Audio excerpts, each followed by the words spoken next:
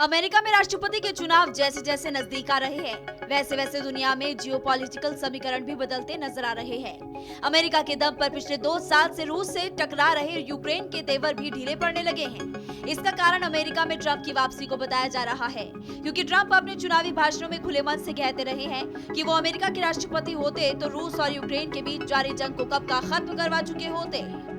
वो अमेरिका की ओर से यूक्रेन को दी जा रही सैन्य और आर्थिक मदद में भी फेवर में नहीं है। पूर्व राष्ट्रपति डोनाल्ड ट्रंप ने सोमवार को यूक्रेन को समर्थन भेजने के कट्टर विरोधी रहे जेडी वेंस को उपराष्ट्रपति उम्मीदवार घोषित किया था। ऐसे में ट्रंप विरोधियों के सुर बदलने लगे हैं। यही कारण है कि रूस को खत्म करने की धमकियां देने वाले यूक्रेन के राष्ट्रपति जेलेंस्की अब रूस से बातचीत के लिए तैयार हैं। जेलेंस्की ने राष्ट्र को संबोधित करते हुए असामान्य रूप से दबे स्वर में ये इच्छा जताई है। जेलेंस्की ने सुझाव दिया कि रूस को नवंबर में आयोजित होने वाले अगले शांति शिखर सम्मेलन में एक डेलीगेशन भेजना चाहिए। जेलेंस्की के रुख में बड़ा बदलाव है, क्योंकि पिछले महीने स्विट्जरलैंड में आयोजित शांति सम्मेलन में रूस को बुलाया नहीं गया था। तब जेलेंस्की ने कहा था कोई भी बातचीत रूसी सेना की पूरी तरह वापसी पर ही हो सकती है। अब आपको बताते हैं कि जेलेंस्की ने आखिर क्या कहा। मीडिया से बातचीत में जेलेंस्की ने कहा कि यूक्रेन को युद्ध जीतने के लिए पश्चिमी देशों से जो मदद मिलनी चाहिए वो नहीं मिल पा रही है।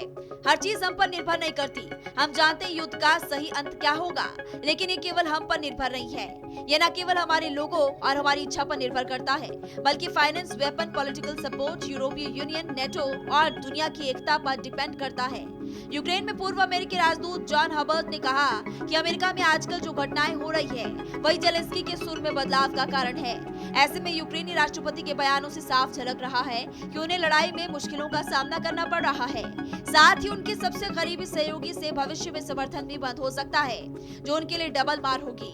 मई में यूक्रेन में अमेरिकी हथियारों के आने से पूर्वी यूक्रेन में रूसी सैनिकों की बढ़त काफी कम हो गई है, लेकिन अभी पूरी तरह रुकी नहीं है। रूस अभी भी यूक्रेन के इलाकों पर कब्जा कर रहा है, हालांकि उसकी रफ्तार धीमी है। साथ ही यूक्रेन के सबसे करीबी सहयोगियों में से एक अमेरिका और जर्मनी से समर्थन जारी रखने की भी इच्छा को लेकर सवाल उठ रहे हैं। वहीं शुक्रवार को फोन पर जेलेंस्की और ट्रंप के बीच बातचीत भी हुई। जानकारों की माने तो जेलेंस्की समझौते की बात पर जोर देकर संभावित भविष्य के ट्रंप प्रशासन तक पहुंचने की कोशिश में लगे हैं।